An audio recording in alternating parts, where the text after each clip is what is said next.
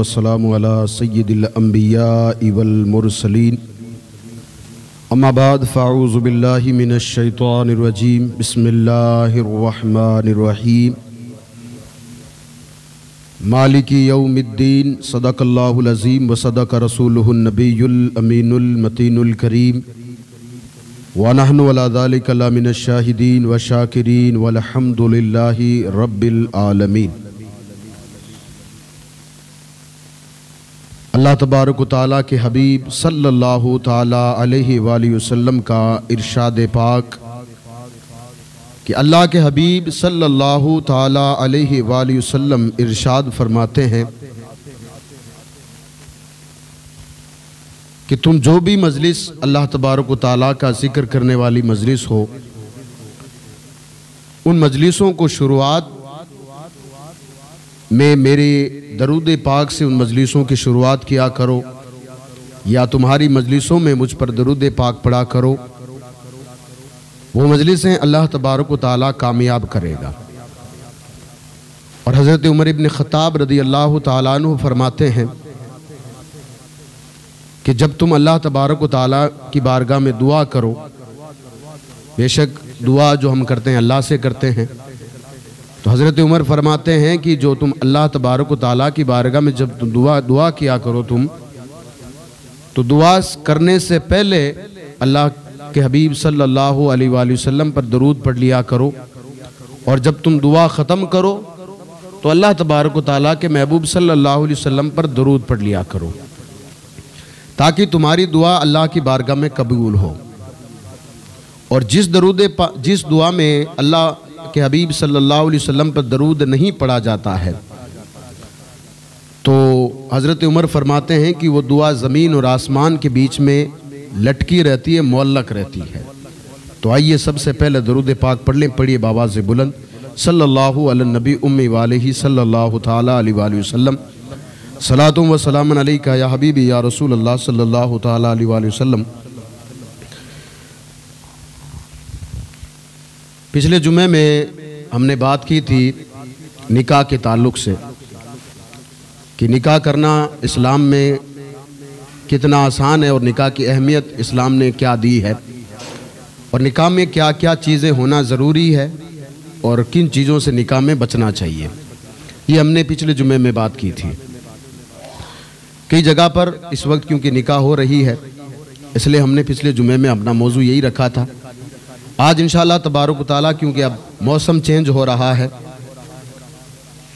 इससे पहले हमने बरसात का मौसम देखा। अल्लाह तबारक व तआला का करोड़ों एहसान है कि उसने हमें जो हमारी ज़रूरत थी उसके मुताबिक अल्लाह तबारक व तआला ने हमें आसमान से अच्छा और मीठा पानी बरसाया, जिसकी वजह से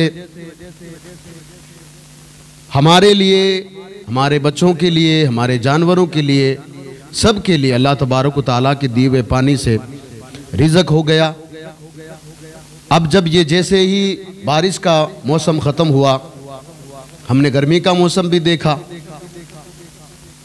बल्कि गर्मी का मौसम बारिश के मौसम से पहले आया। उसको ठंडा करने की अल्लाह तबारक व तआला ने हमें बरसात का मौसम अता किया। गर्मी का मौसम भी हमारे लिए फ़ायदेमंद है, और अब जो मौसम आ रहा है वो सर्दी का मौसम है। आज इंशाअल्लाह तबारक व तआला इस पर बात करेंगे कि जो सर्दी का मौसम है ये हमें मिला क्यों है और इससे हमें फ़ायदा कितना होता है। इंशाअल्लाह तबारक व तआला पूरी बात करेंगे कुरान और हदीस की रोशनी में कि कुरान इसके बारे में क्या कहता है, अल्लाह के रसूल ने इसके बारे में क्या फ़रमाया है, और अल्लाह के नेक बंदों ने इस मौसम के बारे में क्या फ़रमाया है, सर्दी के मौसम के बारे में। अल्लाह पाक कुरान मजीद में फरमाता, आप जाकर के सूरह कमर नाम की सूरत है, कमर का मतलब होता है चाँद। अल्लाह पाक उसी सूरह कमर में फरमाता है कि अल्लाह ने ये जितनी भी चीज़ें बनाई है ना, अपने हिसाब से बनाई है।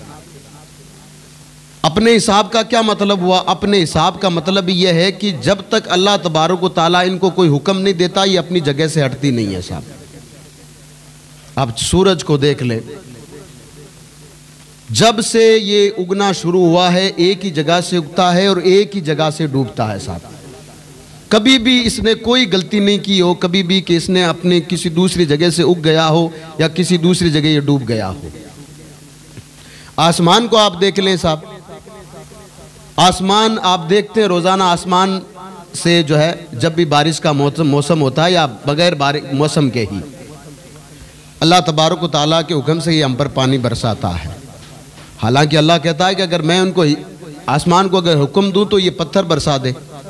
और पहले भी कई मरतबा कुरान इस बात का गवाह है कि पहले ही कई मरतबा आसमान से पत्थर बरसा चुका। अल्लाह कहता है अगर मैं चाहूं तो ये आसमान से आग बरसा सकता है, आसमान जो है ना ये आग उगल सकता है, लेकिन अल्लाह कहता है मेरे कहने से ये बारिश देता है। ज़मीन को देखें आप, ज़मीन में आप एक दाना डालते हैं, अल्लाह तबारक व तआला कहता है उस एक दाने के बदले में मैं तुम्हें 70 दाने देता हूँ। ये ज़मीन अल्लाह तबारक व तआला का हुक्म है साहब। और अल्लाह कहता है ये मेरी कोई भी नाफरमानी नहीं कर सकता। अब जिस दिन अल्लाह कहेगा कि सूरज यहाँ से नहीं उधर से डूबना होगा, उस दिन ही सूरज उधर से निकल जाएगा, ये अल्लाह का हुक्म है। सूरह आले इमरान में अल्लाह तबारक व तआला कहता है ये जो ज़मीन है, ये जो आसमान तुम देख रहे हो, मैं आपको 1000 मरतबा कहता हूँ जो कुरान पढ़ने वाले लोग हैं, मैं आपको कहता हूँ जब आप कुरान पढ़ो ना गौर करो। कुरान कहता है गौर करोगे ना अल्लाह की कुदरत तुम्हें नजर आएगी। आले इमरान में अल्लाह तबारक व तआला सूरह आले इमरान, इमरान की औलाद सूरत का नाम है, उसमें हज़रत मरियम का पूरा जिक्र है, हज़रत ईसा अला नबी अलैहिस्सलातु वस्सलाम की माँ का जिक्र है, हज़रत ज़करिया अलैहिस्सलाम का जिक्र है। उसमें हज़रत ज़करिया अल्लाह के नबी हैं और हज़रत मरियम अल्लाह की वलिया है, ये बात याद रखें। एक नबी की माँ है लेकिन अल्लाह की वलिया है। उसी आले इमरान में अल्लाह पाक फरमाते ये जो तुम ज़मीन देख रहे हो, ये तुम आसमान देख रहे हो, फिर तुम जो है रात को दिन को बदलता देख रहे हो और दिन का रात बदलना देख रहे हो। जो अक्ल रखता है ना, अल्लाह कहता है ये अक्ल वालों के लिए दलील है कि अल्लाह तबारक व तआला की ज़ात है जो इन सारे निज़ामों को चला रहा है। अगर ये बगैर किसी के कहने से अगर चलते ना, सूरज कब का इधर से उधर होकर निकलता साहब। कब की ज़मीन जो है आपको अनाज देने से मना कर देती, कब की ज़मीन जो है मतलब पानी देने से आपको मना कर देती। अल्लाह पाक कहता है ये मेरा हुक्म मानते हैं सब और मैंने इनको सही जो है अंदाजे के साथ बनाया। अब देखिए कौन सी चीज़ नेमत नहीं हमारे लिए। सर्दी का मौसम ले ले, अब ये चेंज हो रहा है। हदीस कुदसी में आता है कि अल्लाह के रसूल अलैहिस्सलातु वस्सलाम ने, गालिबन बुखारी में हदीस कुदसी मौजूद है कि अल्लाह के रसूल अलैहिस्सलातु वस्सलाम फरमाते हैं कि अल्लाह फरमाता है ये जो आदम की औलाद है, बनी आदम जिसको कहते हैं, यानी आदमी जिसको आप कह सकते हैं, ये जो आदम की औलाद है ना, ये ज़माने को ख़राब कहती है। अल्लामा इकबाल ने कभी कहा था कि अपने ऐबों पे डाल के पर्दा इकबाल, हर शख्स कह रहा है कि ज़माना ख़राब है। मतलब यह है कि कोई अपने गरीबान में झांक कर कोई नहीं देखना चाहता कि मैं ख़राब हूँ कि नहीं हूँ। अल्लामा इकबाल कहते हैं कि हर कोई शख्स अपने जितने ऐब है ना उनको छुपा करके कह रहा है कि नहीं सारी चीज़ें ज़माने की वजह से ज़माना ख़राब हो गया है। कभी कभार हमारी ज़बान पर भी आता है साहब ज़माना बड़ा ख़राब है। हदीस कुदसी में मेरे आका सल्लल्लाहु अलैहि वसल्लम इरशाद फरमाते कि अल्लाह फरमाता है कि ये आदम की औलाद यानी इंसान ज़माने को ख़राब कहता है, ज़माने को बुरा कहता है, हालांकि ज़माना मैं खुद हूँ। अल्लाह कहता है ज़माना मैं खुद हूँ। ज़माना खुद होने का मतलब ये है कि अल्लाह कहता है कि ज़माने को बदलने वाला मैं हूँ, मौसम को बदलने वाला मैं हूँ। मौसम कभी ख़राब नहीं होता, बात याद रखें। हर मौसम में अल्लाह ने कोई ना कोई नेमत ज़रूर रखी है। ये ज़रूरी नहीं है कि शुरुआत से उसका फ़ायदा हमें मिलना शुरू हो जाए, नहीं, जब तक वो पूरा चलेगा कहीं ना कहीं आपके जिस्म से लेकर के, आपकी खेती बाड़ी से लेकर के, आपके जानवरों तक, आपके घरों तक कोई ना कोई आपको फ़ायदा ज़रूर होगा, ये बात याद रखें। इसलिए कि हज़रत मूसा ने जब छिपकली को देखकर पूछा था ना कि अल्लाह इसने तूने ये जो फालतू सा जानवर इसको क्यों तूने पैदा किया, क्या मतलब होता है छिपकली का। छिपकली पूरे दिन जो है एक घर के दूसरे घर की दीवार पर पूरे दिन घूमती रहती है। जब हज़रत मूसा ने अल्लाह की बारगाह में ये बात रखी तो हज़रत अल्लाह तबारक व तआला ने हज़रत मूसा को जवाब क्या दिया था। अल्लाह ने फरमाया थोड़ी देर पहले मूसा इसी छिपकली ने भी यही सवाल किया था कि तूने इस इंसान को पैदा क्यों किया। हर कोई ये जानता है। आप देखें जब बारिश का मौसम होता है और बारिश होकर के रुक जाती है, आप अपने घर का जो बल्ब होता है उसको जलाएं। बाहर से बहुत सारे जानवर जो ज़मीनी छोटे छोटे जो कीड़े मकोड़े होते हैं बल्ब के पास आते हैं। उनको ख़त्म करने के लिए अल्लाह तबारक व तआला ने किन चीज़ को बनाया है, इन्हीं छिपकलियों को, इन्हीं मेंढकों को। और हर चीज़ कोई भी आत्मनिर्भर ये चीज़ नहीं है, बात याद रखें। ये कोई भी जब नारा देता ना कि आत्मनिर्भर आत्मनिर्भर, आज तक कोई दुनिया में चीज़ बनी नहीं है साहब। हर एक चीज़ दूसरे पर निर्भर होती है, बात याद रखें। जब बारिश आती है, ज़मीन में जब कीड़े मकोड़े हो जाते हैं, उन कीड़े मकोड़ों को ख़त्म करने के लिए अल्लाह तबारक व तआला ने ये दूसरे जानवर, छिपकली हो गया, मेंढक हो गया, इनको पैदा किया। कहीं ये ज़्यादा ना हो जाए इसलिए सांप को पैदा किया ताकि वो मेंढक को खा जाए। सांप ज़्यादा ना हो जाए इसलिए ज़मीन आसमान से उड़ने वाले जो परिंदे हैं जैसे चील हो गई, ये जो सांप को ख़त्म कर देती। यानी हर कोई एक दूसरे पर निर्भर, ये बात याद रखें। तो अल्लाह तबारक व तआला ने इनको बनाया। तो अल्लाह के रसूल फरमाते हैं कि जो आदम की औलाद यानी आदमी है ना, वो ज़माने को ख़राब कहता है, ज़माने को बुरा भला कहता है। हालांकि ख़राब हम खुद होते हैं, ज़माना ख़राब नहीं होता, इसलिए कि अल्लाह तबारक व तआला ने उनको बनाया है। मौसम कभी ख़राब नहीं होता। एक अल्लाह के वली का एक वाक़या मैंने पढ़ा था। कहते हैं कि अल्लाह का वली कौन होता है? जो अल्लाह का दोस्त होता है। अल्लाह का वली वही होता है जो जिसको अल्लाह ने राज़ी कर लिया हो, जिसने अल्लाह को राज़ी कर लिया हो, जिससे अल्लाह राज़ी हो गया हो। वो इस दुनिया से इंतकाल कर गया। ख्वाब में किसी ने देखा कि अल्लाह ने आपके साथ क्या मामला किया, यानी कब्र में जब आप गए, आपसे सवाल हुए क्या ठीक ठाक मामला हुआ? उन्होंने कहा ठीक हुआ, लेकिन एक सवाल में फंस गया मैं। का सवाल कौन सा था? कहा एक बार मैं जो है अपनी पूरी जो है इस महफिल के साथ बैठा हुआ था, मेरे मुरीदीन बैठे हुए थे। यह हदीस कुदसी है, आप याद रखें कि अल्लाह के रसूल ने फरमाया आदमी जो है ज़माने को बुरा कहता, ज़माना बुरा नहीं होता। अल्लाह कहता ज़माना मैं खुद हूँ, इसलिए कि मैं उसको चेंज करने वाला हूँ। तो कहते हैं कि वो अल्लाह के वली कहते हैं कि मैं एक जगह बैठा हुआ था कि अचानक मैंने देखा कि धूप भी है और साथ में बारिश आना शुरू हो गई है। तो मैंने कह दिया उन लोगों से सामने, ये कौन सा मौसम बन गया कि जो है मतलब धूप भी और बारिश भी है। जब मैं इस दुनिया से गया तो अल्लाह तबारक व तआला ने पूछा मुझसे, तू मुझ पर जो है मेरी नमाज पढ़ता था, मुझे सजदे करता था, तो ये भी नहीं जानता कि मैं हर चीज़ पर कादिर हूँ? भाई अगर धूप में अगर बारिश हो जाए तो तू तो ये जानता था ना, बाकी कोई ना जाने कोई बात नहीं है। तेरी मार्फत तो इतनी थी कि मेरा रब कुछ भी कर सकता है। तू उन महफिल वालों को ये बता सकता था कि तेरा रब कुछ भी कर सकता है। तो अल्लाह तबारक व तआला के फैसले बड़े निराले होते हैं साहब। सर्दी का मौसम है तो अल्लाह के रसूल सल्लल्लाहु अलैहि वसल्लम ये सर्दी का मौसम मिला कैसे? जाकर पढ़िए, बुखारी शरीफ को उठाइए। अल्लाह के रसूल सल्लल्लाहु अलैहि वसल्लम इरशाद फरमाते हैं कि जो जहन्नुम है ना, जिसको अल्लाह ने बना करके तैयार करके रखा है कहाँ पे? अल्लाह के रसूल सल्लल्लाहु अलैहि वसल्लम की जो अल्लाह के रसूल ने जब मेराज का सफ़र तय किया तो अल्लाह के रसूल फरमाते हैं मेरे सामने जन्नत भी रखी गई, मेरे सामने दोज़ख भी रखी गई। इसका मतलब जन्नत भी तैयार है, जहन्नुम भी तैयार है। अल्लाह के रसूल फरमाते हैं कि अल्लाह तबारक व तआला की बारगाह में जहन्नुम ने एक दिन अर्ज़ किया, परवरदिगार मेरा ये जो हिस्सा है ना, दूसरा हिस्सा तीसरे को खा रहा, तीसरा हिस्सा चौथे को खा रहा, इसलिए कि सारी की सारी इसमें गर्मी गर्मी है। अल्लाह पाक मेरे लिए कोई आसानी फरमा। जहन्नुम ने दुआ की तो अल्लाह के रसूल फरमाते हैं अल्लाह ने जहन्नुम के दो सांस बनाए हैं। एक सांस जब वो सर्दी में लेता है, जो अल्लाह तबारक व तआला ने आपको सर्दी का मौसम अता किया है, और एक सांस जब वो गर्मी में लेता है। अल्लाह के रसूल फरमाते हैं सर्दी का सांस हालांकि एक जहन्नुम का सांस है, लेकिन मोमिन के लिए एक बहार है। ये इसकी वजह क्या बताई गई? आगे फरमाया अल्लाह के रसूल सल्लल्लाहु अलैहि वसल्लम ने हदीस हज़रत अबू सईद खुदरी रदी अल्लाह ताला इस हदीस के रावी है और मुसन्निफ इब्न अबी शैबा में हदीस मौजूद है। अल्लाह के रसूल सल्लल्लाहु अलैहि वसल्लम फरमाते हैं कि जो सर्दी का मौसम है ना, ये मोमिन के लिए बहार है। पूछा गया वजह क्या है? कहा कि जो बंदा रोज़ा रखना चाहता है या जिसने माह रमज़ान की गर्मी के रोज़े नहीं रख पाया किसी वजह से, अब वो सर्दी में रख सकता है, इसलिए कि उसके दिन छोटे कर दिए गए। और जो कुरान की तिलावत करने वाला है उसके लिए रातें लंबी कर दी गई। हज़रत उमर फ़ारूक रदी अल्लाह ताला ने इस मौसम को गनीमत बताया। गनीमत किसको कहते हैं? जो कभी कभार आपको मिलता हो। मौका गनीमत आपने कई मरतबा सुना होगा, ये कभी कभार जो आपको मिलता हो। एक ताबई है, गुजरे हैं, वो फरमाते हैं कि जब सर्दी का मौसम आता था तो लोगों के सामने वो हाजिर होकर के कहते थे ऐ अहले कुरान, यानी कुरान पढ़ने वालों, तुम्हें मुबारक हो कि अल्लाह ने तुम्हें सर्दी का मौसम दिया है।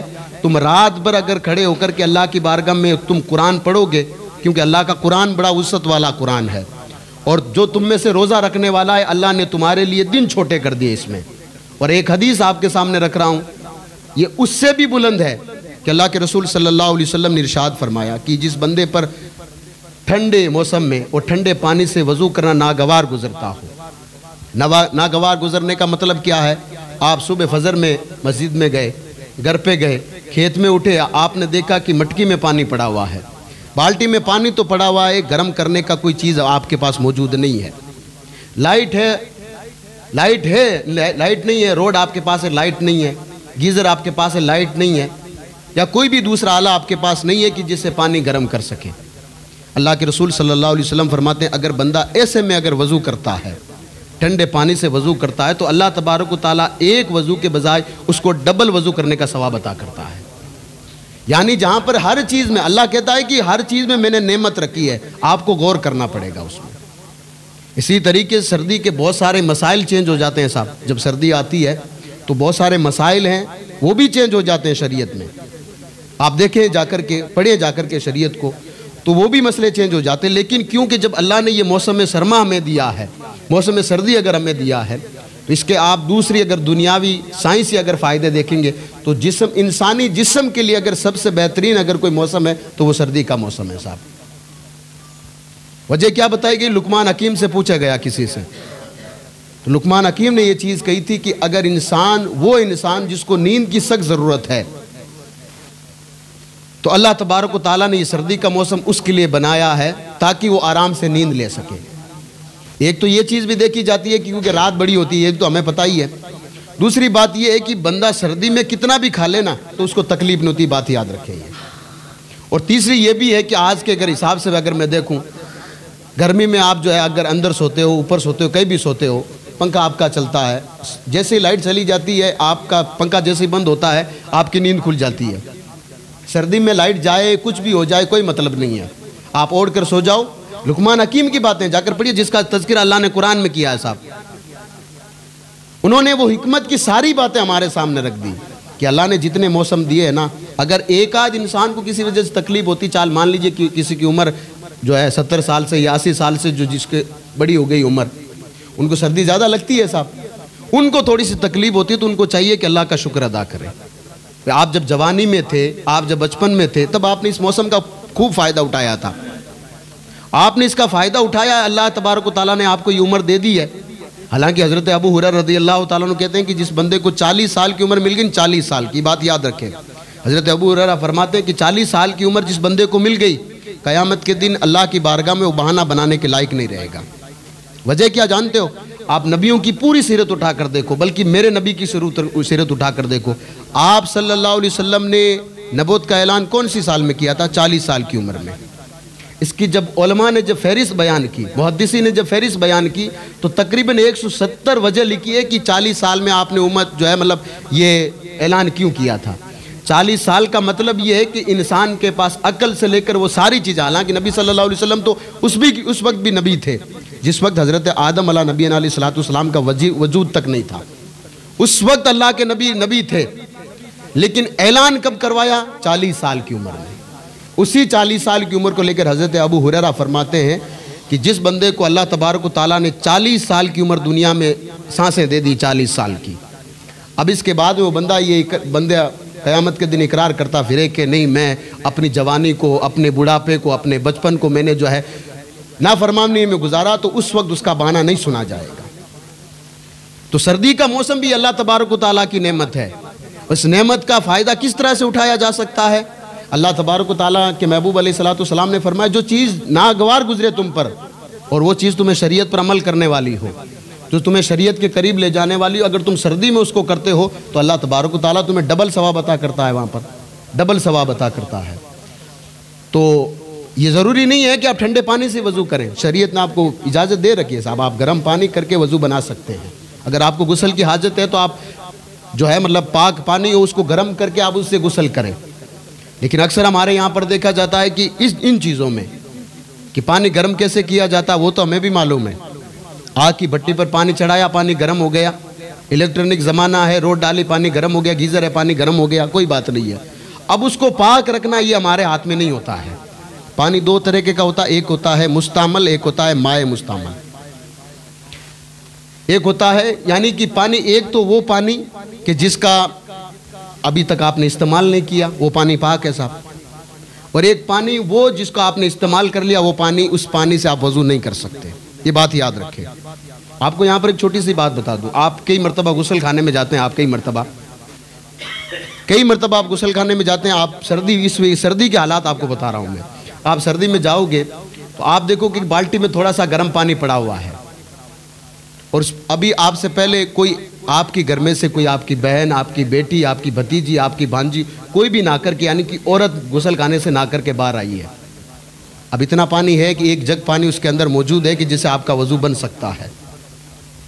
आप क्या सोचेंगे कि पानी अगर टूंटी से लूँगा तो ठंडा पानी होगा साहब, इसलिए जो गर्म पानी पड़ा हुआ ना, इससे मैं गुस्ल या वजू कर लूँ, आपको इजाज़त नहीं है। इसलिए कि औरत जिस पानी से नहा लेती है ना, चाहे उसमें छींटे पड़े या ना पड़े, वो पानी माए मुस्तमाल यानी इस्तेमाल किया हुआ पानी गिना जाता है, यानी उससे आपका वजू नहीं होगा। आप वजू कर लेंगे, आप वजू करना हमारे हाथ में, लेकिन पाकी उससे हासिल नहीं होगी, बात याद रखें। इसी तरीके से आप कई जगह जाते हो, आपका घर खानदान थोड़ा बड़ा है, आप मस्जिद में जाते हो, मदरसे में जाते हो, बाल्टी में पानी, गीज़र नहीं लगा होता, बाल्टी में पानी होता है, टैंक में पानी होता है। अब जब हम उसको चेक करने के लिए कि पानी गर्म कितना है साहब, हमारे पास सबसे बड़ा मीटर है, हमारी उंगली है साहब। हमारे पास सबसे बड़ा मीटर क्या है? ये उंगली है। आपने जैसे ही उंगली डाली, वो पूरा का पूरा पानी इस्तेमाल किया हुआ माना जाएगा, शरीयत ये कहती है। यानी उस पानी से आप पाकी हासिल नहीं कर सकते साहब। हाँ, अलबत्ता ये बात है कि आपने हाथ धो लिया, हाथ धो करके अगर आपने चेक किया, फिर भी शरीयत यही कहती है हमें एहतियात इतना बरतना है कि पानी किसी दूसरे बर्तन से लें और हाथ पे गिरा के देख लें कि पानी कैसा है। ये बात याद रखें। अक्सर हमारे लोगों को ये मसला मालूम नहीं। और एक चीज़ और बता दूँ, आपने किसी पानी में उंगली डाल दी, मान लीजिए, आपको मालूम है ये बात और दूसरे को मालूम नहीं है, दूसरे ने आकर एहतियात से पानी ले लिया, अब वो तो नमाज पढ़ेगा, उसकी नमाज हो जाएगी, लेकिन जिसने ये डाला है उसकी नमाज नहीं होगी। बात याद रखें, दूसरे उसकी नमाज का भी भुगतान उसी को बरतना पड़ेगा। आपको मिसाल दे देता हूँ, बहता हुआ पानी पाक माना जाता है, भाई नहर का पानी पाक माना जाएगा, बात याद रखें, ये बहता हुआ पानी पाक माना जाता है। अब जब बहता हुआ पानी पाक माना जाए, मान लीजिए किसी की सोच खराब हो, पीछे वो पानी आप यहाँ बैठ कर के वज़ू कर रहे, पीछे कोई उस पानी में पेशाब कर दे, हालांकि अल्लाह के रसूल ने 7 जगह पेशाब करने से मना किया है। छायादार दरख्त हो चाहे कोई भी हो, हमारे यहाँ पर सिर्फ बोर्डी और केंटे को माना जाता है कि इसके इर्द गिर्द पेशाब करो तो कोई ना कोई आकर जकड़ लेगा। ये बात याद रखें, छायादार कोई भी दरख्त हो जिसका साया ज़मीन पर पड़ता है, उसके नीचे पेशाब नहीं कर सकते आप, और उसके इर्द गिर्द भी पेशाब करना मना है। और अगर जिस दिन आप करोगे आपको फिर भुगतना पड़ेगा साहब। और ये किसी और ने नहीं, अल्लाह के रसूल अलैहिस्सलाम ने फरमाई ये बात, कहा कि बहते हुए पानी में पेशाब करना अल्लाह के रसूल अलैहिस्सलाम ने सख्ती से मना किया है। वजह क्या बताई गई? वजह इसकी ये बताई गई है कि बहता हुआ पानी पाक है, आगे आदमी कोई वजू बनाता होगा, कोई पानी पी रहा होगा, कोई कपड़े धो रहा होगा, किसी भी मजहब का कोई भी इंसान हो, ये मानता ना कि पाक बहता हुआ पानी पाक है। अब आप अगर उसमें कोई गंदगी कर रहे हो तो अगला तो पाक ही मान करके ये काम कर रहा है, उसकी तो नमाज हो जाएगी, लेकिन उसकी नमाज नहीं होने का रीज़न आपके सर पे थोपा जाएगा कल क़यामत के दिन। इसलिए अल्लाह के रसूल अलैहिस्सलाम ने 7 जगह, एक रास्ता है, आम रास्ता जहाँ रोज़ाना चलते हैं, मान लीजिए सड़क है आपकी, या जिसको हमारे यहाँ पर कटान का रास्ता कहते हैं, जिसे लोग रोज़ाना गुजरते हैं साहब, रास्ते के बीच में पेशाब करने से हुज़ूर अलैहिस्सलाम ने मना किया है। अगर किसी भी जानवर का बिल है, ये तो अलग चीज़ है कि छायादार दरख्त के नीचे किसी भी जानवर का बिल है, उस बिल के आसपास या बिल में पेशाब करने से हुज़ूर ने मना किया है। पूछा गया, या रसूलल्लाह क्यों? कहा अल्लाह की बहुत सारी मखलूक है, हम तो कुछ भी नहीं है, ज़मीन पर अल्लाह की मखलूक, आप बाल अपना नहीं रख सकते, इतनी अल्लाह की मखलूक ज़मीन पर रहती है साहब। अगर आप किसी के घर के सामने अगर पेशाब करोगे ना, फिर वो ऐसा तो है नहीं कि आपको लाड करेगा, आपका प्यार करेगा, नहीं साहब, फिर आपको तकलीफ होगी साहब। इसलिए अल्लाह के रसूल अलैहिस्सलाम ने, मैं फिर से आपको कह रहा हूँ, हमारा जो इस्लाम है ना, आप माँ की कोख से लेकर के कब्र की गोद में तक चले जाओ ना, इस्लाम आपको कहीं भी पीछे नहीं छोड़ रहा है, हर चीज़ आपको पहले बता कर रखता है, ये तेरी चीज़ है, अगर लेना तो ये ले, ताकि अल्लाह भी तुझसे राज़ी रहे, अल्लाह का रसूल भी तुझसे राज़ी रहे। हम नमाज पढ़ते हैं सर्दियों में, कोट पहनते हैं, सदरी पहनते हैं, ये खासकर उन लोगों के लिए मसला जो बटन वाला या चेन वाला मसला है। कोशिश करें कि जो चीज़ भी आप पहने ना, चेन देख करके नमाज पढ़ें, चेन बंद करके। हालांकि अगर आपका कोट जो है ना, ये लेदर वाला कोई अगर कोट पहन रहा है, अगर कोट अगर आपने पहना, अगर आपने चेन नाप दी, तो कम से कम ये जो आपका खुद का कुर्ते वाला बटन ना, ये बंद होना ज़रूरी है। और जहाँ तक हो सके, इम्कान हो सके, चैन बंद करके नमाज पढ़े। कई मरतबा हमारे जो बड़े बुजुर्ग हैं वो सोल या फिर कंबल ओढ़ के नमाज पढ़ते हैं। अब कंबल किस तरीके से ओढ़ कर नमाज नहीं पढ़ना चाहिए। आप देखें, ये जो आप मान लीजिए कंबल है, कोई आकर के सीधा इसको यूं डाल लेता है, गले में डाल लेता है। अगर ये दोनों कोने अगर आपके लटक रहे हैं तो नमाज मकरूह तहरीमी मानी जाएगी, यानी उस नमाज को दोबारा पढ़ना ज़रूरी है साहब। या फिर कंबल को इतना टाइट वो जो है मतलब अपने ओढ़ लेता है कि हाथ है ना अल्लाह अकबर करने के लिए रुकू तक नहीं जाते, हाथ कानों तक अगर कह दिया तो फिर बहुत गुस्सा के अंदर जाना पड़ेगा। ये अमले कलील में गिना जाता, अमले कसीर में गिना जाता, माफ़ कीजिएगा। तो हर चीज़ का हमें हुक्म दिया गया। तो जब भी आप चादर ओढ़ के नमाज पढ़े तो चादर कम से कम कि उसका कोना, दोनों कोने एक साथ नहीं लटकने चाहिए। और अगर नमाज पढ़ रहे हैं आप गुलीबंद बांध कर नमाज पढ़ रहे हैं या ये जो रुमाल बांध के नमाज पढ़ रहे हैं, तो रुमाल आप कानों के लिए बांध रहे हैं, रुमाल तो ना कान ना ठहरे इसलिए तो बांध रहे हैं ना। कोशिश करें कि उसका आपका ये दाढ़ी वाला मुंह है ना, ये ना छुपे। अगर मुंह छुपा करके नमाज पढ़े तो ये भी नमाज में मकरूह तहरीमी है। आपने कोरोना काल में मसला सुना होगा कि जो मास्क होता है ना उसको उतार के नमाज पढ़ना ज़रूरी है साहब, इसलिए कि शरीयत ने हुक्म दिया कि कम से कम ये मुंह ना खुलना बहुत ज़रूरी है साहब, वरना सही तरह से आपकी किरत भी आपसे नहीं होगी, कुरान भी आपसे सही तरह से नहीं पढ़ा जाएगा। तो सर्दियों का जो हर एक चीज़ का है ना, अल्लाह तबारक व तआला के महबूब अलैहिस्सलाम ने हमें तरीका बताया है। और तरीका क्यों बताया है? इसलिए कि जब इंसान इस दुनिया में आता है ना तो अल्लाह तबारक व तआला ने इंसान को हर सहूलियात से देकर इस दुनिया में भेजा है। आप कहाँ आप मरोगे ये भी अल्लाह तबारक व तआला ने आपकी तकदीर में लिख रखा है। कितना रिज़्क आपको मिलना है ये भी अल्लाह तबारक व तआला ने लिख दिया है। लेकिन आपको छोड़ा इसलिए गया है कि आप देखें कि आपको रास्ता कौन सा चुनना है। जितना माल अल्लाह तबारक व तआला ने आपको ज़िंदगी में देना है ना, उतना अल्लाह तबारक व तआला देगा, ये बात याद रखें। कितना देना वो आपकी जो किस्मत में लिख दिया गया। आपको औलाद कितनी होनी है, वसीला कौन बनेगा औलाद के लिए, आपकी रिज़्क के लिए वसीला क्या चीज़ बनेगी, सारी चीज़ें अल्लाह तबारक व तआला ने हमारी किस्मत में लिख दी है।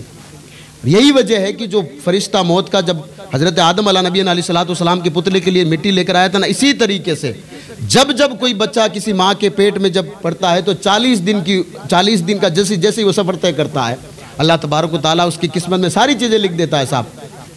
तो अल्लाह तबारक व तआला ने इंसान के हुकूक और इंसान की सारी चीज़ें है ना, अल्लाह तबारक व तआला ने उसकी तकदीर में लिख रखी है। छोटी सी बात आपकी बारगाह में अर्ज़ कर रहा हूँ। देखिए, सर्दी का मौसम हो या कोई भी किसी मौसम हो, अल्लाह की ज़ात की बारगाह में किसी चीज़ का शिकवा मत कीजिएगा। सर्दी का मौसम है, आप किसान लोग हैं सारे के सारे, आप जानते हैं।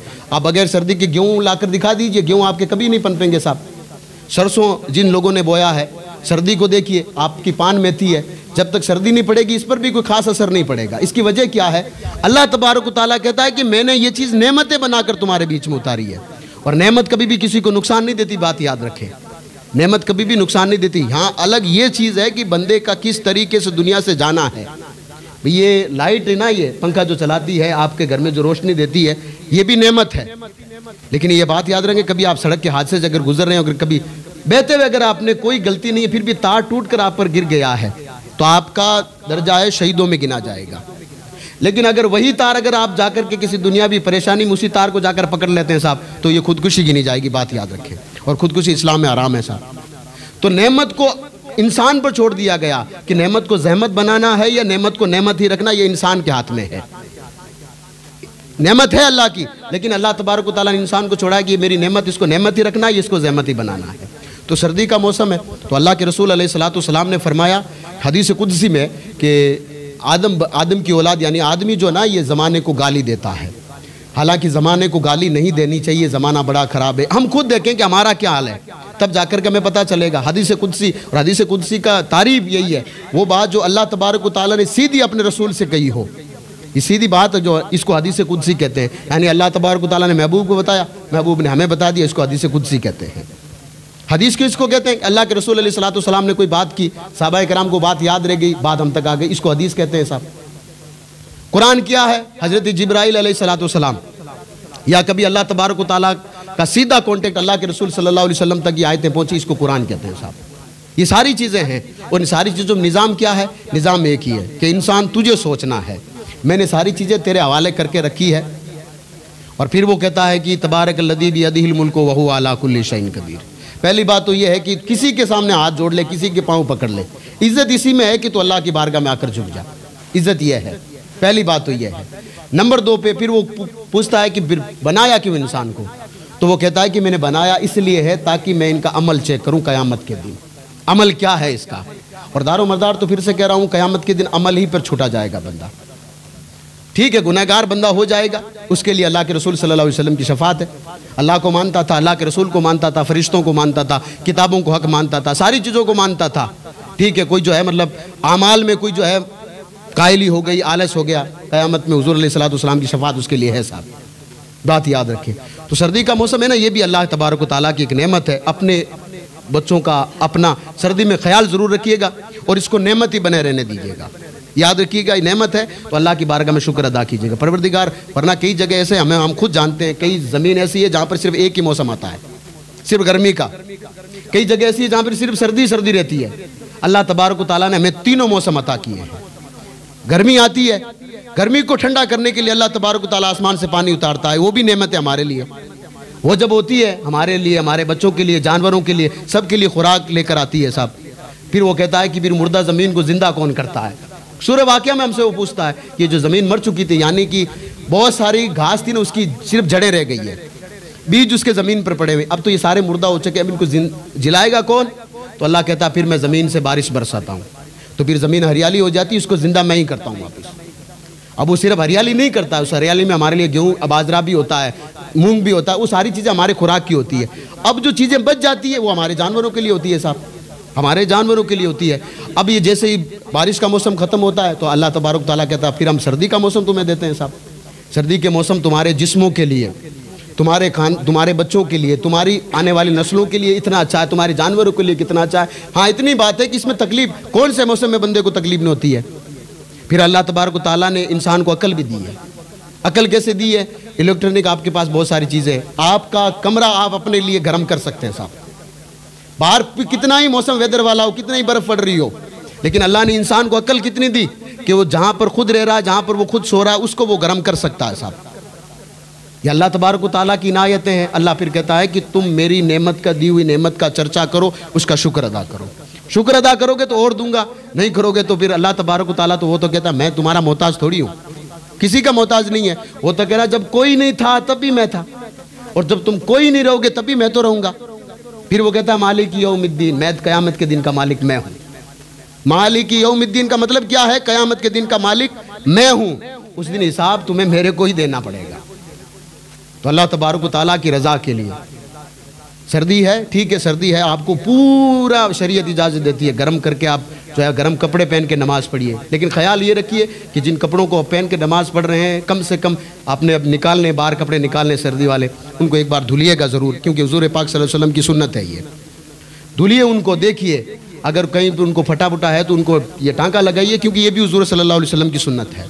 और ये सारे काम कीजिए कब? इस नियत के साथ कि हुज़ूर अलैहिस्सलातु वस्सलाम ने किए हैं।